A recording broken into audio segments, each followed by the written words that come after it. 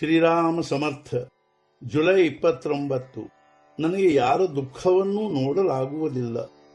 ಬಹಳಷ್ಟು ಜನರು ಬರಬೇಕು, ಬಂದವರಿಗೆ ಊಟಕ್ಕೆ ಹಾಕಬೇಕು, ಹಾಗೂ ಭಗವಂತನ ನಾಮ ತೆಗೆದುಕೊಳ್ಳಬೇಕು. ಈ 3 ವಿಷಯಗಳು ನನಗೆ ಬಹಳ ಹಿಡಿಸುತ್ತವೆ. ಇವುಗಳನ್ನು ಯಾರು ಮಾಡುತ್ತಾರೋ ಆಯುಷ್ಯದಲ್ಲಿ ಅವನಿಗೆ ಎಂದೂ ಕಡಿಮೆ ಬೀಳುವುದಿಲ್ಲ. ಯಾರು ನನ್ನ ಸ್ಮರಣೆಯಲ್ಲಿ ಪ್ರಪಂಚ ಮಾಡುತ್ತಾರೋ ಅವರ ಪ್ರಪಂಚದಲ್ಲಿ ನಾನು ಇರುತ್ತೇನೆ. ನನ್ನ ಜನರು ಪ್ರಪಂಚದಲ್ಲಿ ತಾತ್ಸಾರ ಮಾಡುವುದು ನನಗೆ ಹಿಡಿಸುವುದಿಲ್ಲ.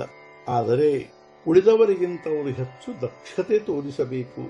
ಕಡಿಮೆಯಾದದ್ದರ ಚಿಂತೆ ಮಾಡದೆ, ಹೆಚ್ಚಿಗೆ ಆದದ್ದರ ವಿಷಯದಲ್ಲಿ ಮಮತ್ವ ಹೊಂದದೆ ಬಂದದ್ದೆಲ್ಲವನ್ನು ಖರ್ಚು ಮಾಡಬೇಕು. ಈ ರೀತಿ ಮಾಡುವ ಮನುಷ್ಯನು ಅವೆಲ್ಲವನ್ನು ನನಗೆ ಕೊಡುತ್ತಾನೆ. ನನಗೆ ಎರಡನೆಯವರ ಜವಾಬ್ದಾರಿ ತೆಗೆದುಕೊಳ್ಳುವ ಅಭ್ಯಾಸವಿರುತ್ತದೆ.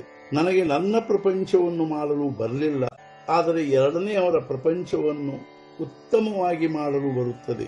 ನನ್ನ ಹತ್ತಿರ ಒಂದು ಪೈಸೆಯೂ ಇರಲಿಲ್ಲ, ಹಾಗೂ ಊಟ ಮಾಡುವ ಜನರು ಬಹಳಷ್ಟು ಇದ್ದರು, ಆದರೆ ನಾನು ಎಂದೂ ಚಿಂತೆ ಮಾಡಲಿಲ್ಲ. ನಾನು ಇಂದಿನವರೆಗೆ ಹಣಕ್ಕಾಗಿ ನನ್ನ ನಾಲಿಗೆಯನ್ನು ಭ್ರಷ್ಟಗೊಳಿಸಿಕೊಂಡಿಲ್ಲ. ನಾಳೆ ಯಾರಾದರೂ ನನ್ನ ತಲೆದಿಂಬಿನ ಹತ್ತಿರ 1,00,000 ರೂಪಾಯಿ ತಂದಿಟ್ಟರೆ ನಾನು ಅದನ್ನು ವಿಷ್ಠೆಯಂತೆ ದೂರ ಸರಿಸುತ್ತೇನೆ, ಹಾಗೂ ನನ್ನ ಶ್ರಮದಿಂದ 4 ಆನೆ ಸಂಪಾದಿಸಿ ಹೊಟ್ಟೆ ತುಂಬಿಸಿಕೊಳ್ಳುತ್ತೇನೆ. ನನಗೆ ರುಚಿಸುವುದೇನೆಂದರೆ ಒಂದು ಕೌಪೀನ ಧರಿಸಬೇಕು, ಮಾರುತಿಯ ಗುಡಿಯಲ್ಲಿ ಇರಬೇಕು, ಭಿಕ್ಷೆ ಬೇಡಬೇಕು, ಹಾಗೂ ಅಖಂಡ ನಾಮಸ್ಮರಣೆ ಮಾಡಬೇಕು. ಇದನ್ನು ಮಾಡಲು ಯಾರು ಸಿದ್ಧರಿರುವಿರಿ? ನಾನು ನನ್ನ ನಾಮದ ಹಠವನ್ನು ಎಂದೂ ಬಿಡಲಿಲ್ಲ. ನಾನು ಹೆಚ್ಚಿಗೆ ಬಡವರವನೇ ಆಗಿದ್ದರೂ ನನಗೆ ಪ್ರಪಂಚದಲ್ಲಿ ಎಂದೂ ದೈನ್ಯ ಭಾವವು ರುಚಿಸಲಿಲ್ಲ. ಮತ್ತೊಬ್ಬರಿಗಾಗಿ ನಿಸ್ವಾರ್ಥ ಬುದ್ಧಿಯಿಂದ ಭಿಕ್ಷೆ ಬೇಡುವುದಕ್ಕೆ ನನಗೆ ಎಂದೂ ನಾಚಿಕೆ ಅನಿಸಲಿಲ್ಲ. ವ್ಯವಹಾರದ ದೃಷ್ಟಿಯಲ್ಲಿ ನನ್ನಲ್ಲಿ ಒಂದೇ ಒಂದು ದೋಷವಿರುತ್ತದೆ. ಅದೇನೆಂದರೆ ನನಗೆ ಯಾರ ದುಃಖವನ್ನೂ ನೋಡಲಾಗುವುದಿಲ್ಲ. ನನ್ನಲ್ಲಿ ಪ್ರೇಮದ ಹೊರತು ನೋಡಲು ಏನೂ ಸಿಗುವುದಿಲ್ಲ. ನನ್ನಲ್ಲಿಯ ಪ್ರೇಮ ತೆಗೆದು ಹಾಕಿದರೆ ನಾನು ಇಲ್ಲವೇ ಇಲ್ಲ.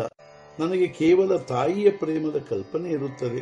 ನನ್ನ ಕಡೆಗೆ ಬಂದ ಜನರಿಗೆ ತವರು ಮನೆಗೆ ಬಂದಂತೆ ಅನಿಸಬೇಕು. ಅವರು ತಿರುಗಿ ಹೋಗುವಾಗ ಅವರ ಕಣ್ಣುಗಳಲ್ಲಿ ನೀರು ಬರಬೇಕು. ಮತ್ತೊಬ್ಬರಿಗೆ ನಮ್ಮ ಆಧಾರವೆನಿಸಬೇಕು.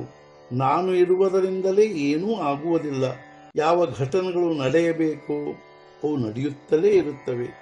ಆದರೆ ನಾವು ಇರುವುದರಿಂದ ಅವರಿಗೆ ಒಂದು ಆಧಾರವೆನಿಸಬೇಕು. ನನ್ನ ಆಯುಷ್ಯವೆಷ್ಟು ಉಳಿದಿರುತ್ತದೋ ಗೊತ್ತಿರುವುದಿಲ್ಲ. ನಾನು ಮುಂದೆ ಇರಲಿ ಅಥವಾ ಬಿಡಲಿ, ನಾನು ಪ್ರಾರಂಭದಲ್ಲಿ ಹೇಳಿದ್ದನ್ನೇ ಕೊನೆಗೂ ಹೇಳುತ್ತೇನೆ. ನೀವು ಹೀಗಾದರೂ ಇರಬಹುದು, ಆದರೆ ಭಗವಂತನ ನಾಮವನ್ನು ಬಿಡಬೇಡಿರಿ. ರಾಮರಾಯನು ನಿಮ್ಮೆಲ್ಲರ ಮೇಲೆ ಕೃಪೆ ಮಾಡಲಿ ಎಂಬುದೇ ನಾನು ಅವನಿಗೆ ಮಾಡುವ ಪ್ರಾರ್ಥನೆಯಾಗಿರುತ್ತದೆ. ನೀವು ನನಗಾಗಿ ಇಷ್ಟು ಆತ್ಮೀಯತೆಯಿಂದ ಕಷ್ಟಪಡುತ್ತೀರಿ, ನನಗೆ ಇದರ ಕಲ್ಪನೆ ಇರುತ್ತದೆ. ಈ ಕಷ್ಟದ ಪ್ರತಿಫಲವನ್ನು ನಿಮಗೆ ರಾಮರಾಯನೇ ಕೊಡುತ್ತಾನೆ. ನೀವೆಲ್ಲರೂ ಆನಂದದಲ್ಲಿರಬೇಕು. ಇದು ನಿಮಗೆಲ್ಲರಿಗೂ ನನ್ನ ಆಶೀರ್ವಾದವಿರುತ್ತದೆ. ಇಂದಿನ ಮುಖ್ಯ ವಿಚಾರ, ನನ್ನ ಅನುಭವವಿರುವುದೇನೆಂದರೆ ಯಾವ ಮನುಷ್ಯನು ತನ್ನದೆಲ್ಲವನ್ನು ರಾಮನಿಗೆ ಕೊಡುತ್ತಾನೋ ರಾಮನು ಅವನಿಗೆ ಪೂರೈಸುತ್ತಾನೆ. ಸದ್ಗುರುನಾಥ ಮಹಾರಾಜ್ ಕಿ ಜೈ. ಜೈ ಜೈ ರಘುವೀರ ಸಮರ್ಥ.